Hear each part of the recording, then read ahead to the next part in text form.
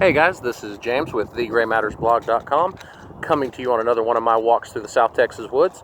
It's actually some winter weather here and we've got some more coming, so apparently since I've been mocking the Texas winter, it's decided to come in hard. So to everyone who's about to have their pipes freeze this weekend, I'd like to personally apologize because it's probably my fault. I'm going to go ahead and jump right in. We're going to do another How to Be a Writer segment. The last one was super popular. You guys seem to enjoy it. And it's just really me talking about my experiences and lessons I've learned as I've grown as a writer. One of the first questions that I want to address, everyone was polite enough not to exactly ask this question, but as I kind of, picked some people's brains, threw this out there and was looking for questions, one of the questions that you could tell was kind of being, floated out there was, what qualifies me to give writing advice? So I wanted to kind of talk about that a little bit.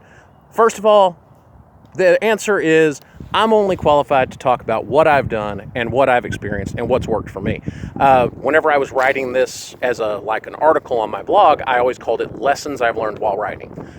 For the YouTube channel, I picked a slightly different title for this series just because I thought it would help people find it better. But it's still the same thing. This is really just me talking about lessons I've learned. It's also me passing on writing advice from other people. A lot of the stuff I'm telling you is not original. It's not all my idea, and I never pretend it is. And it's just stuff that has worked for me. It's worked for other people, and it's a whole lot easier if you can compile this into a place for people to find. And the more people talking about it, the more people giving this really good writing advice, the easier it is for new writers to find it. And so that's a real big place I'm motivated in, is just passing along the good advice I was given and telling you what's worked for me and sharing my lessons with you.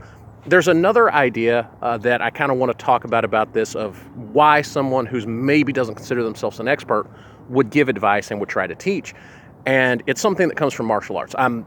As anyone who knows me knows, martial arts is one of my passions. It's something me and Sharon have done for years and years.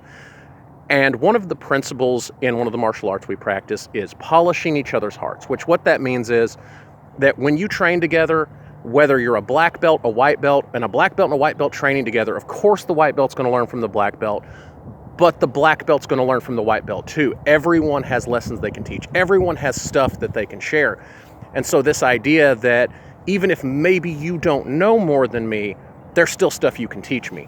Also, another principle from martial arts is as soon as you learn something, they start asking you to teach it to other people.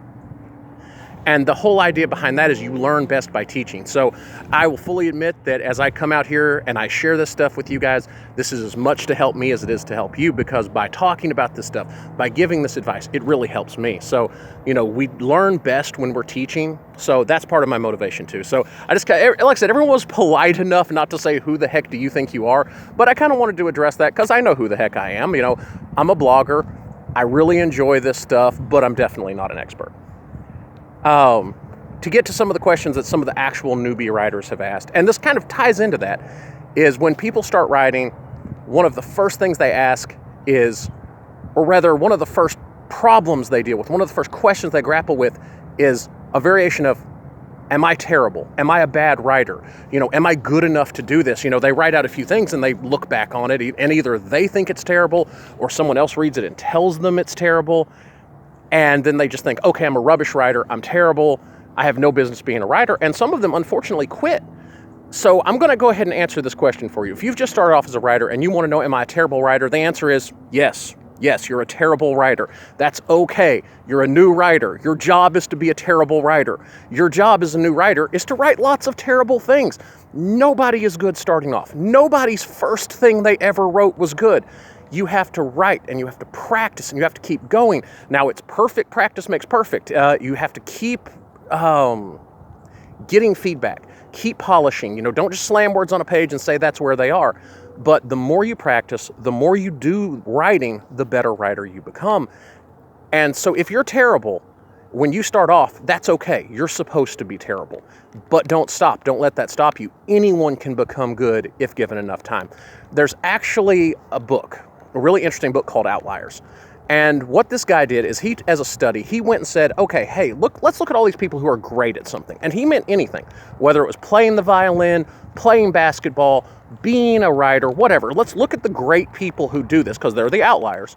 And what do they have in common? Is there an individual trait that we can use to identify greatness? And there was. And what he came up with that everyone who was great at anything had in common was 10,000 plus hours of practice with constant feedback. Now, the constant feedback is very important. If you practice doing it wrong, then you just do it wrong a lot.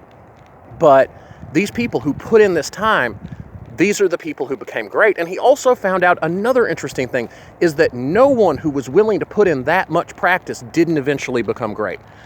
So not only is greatness achievable, if you're willing to put in the ridiculous amount of work, it's inevitable.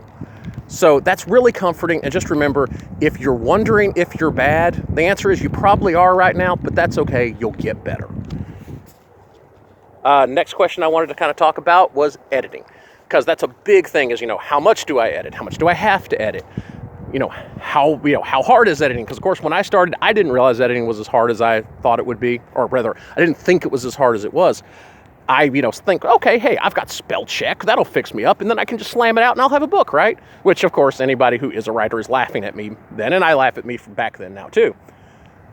So editing is like 90% of writing. It's very important. Once you get the words on the page, you've got to edit them, and it's super hard.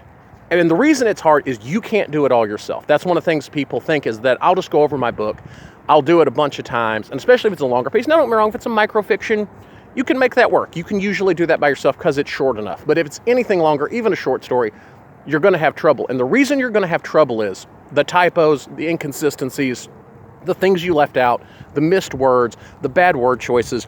You're not going to recognize them because your mind is going to skip over them. And the only solution to that is to have someone else look over it with you.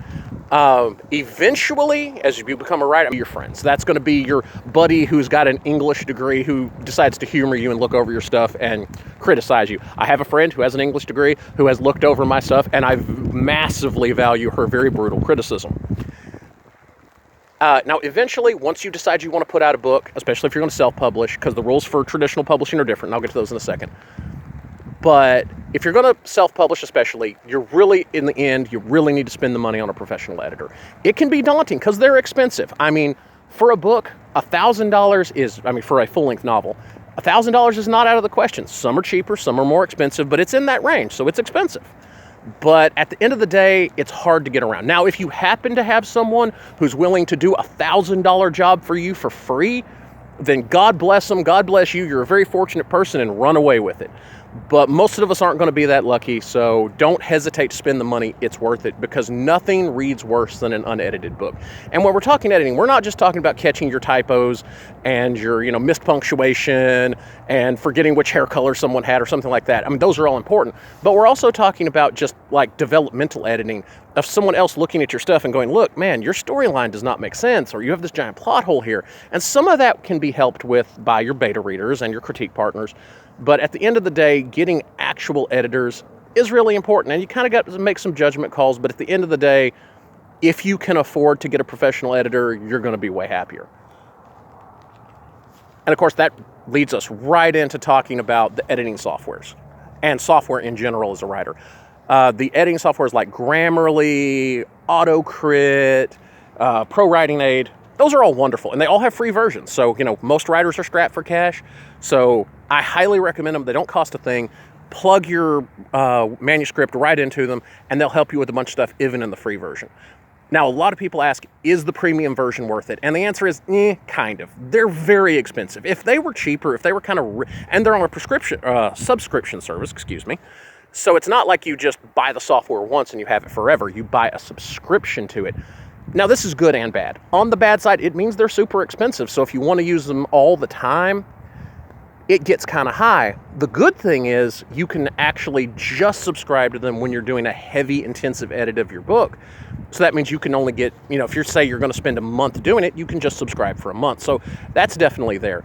Are the features worth it for the, free versus paid service?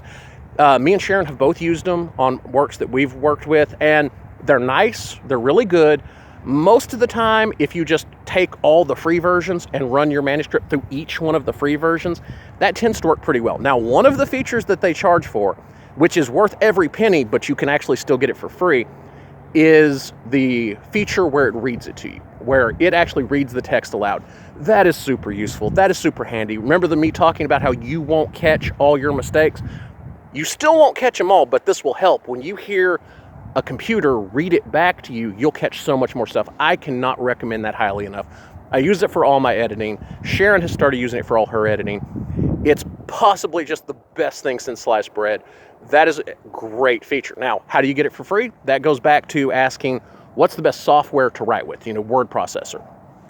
For my money, I'm gonna say Google Docs. I love Google Docs. It backs up to the cloud. It's super easy to use. It's a basic word processor. They're not rocket science. And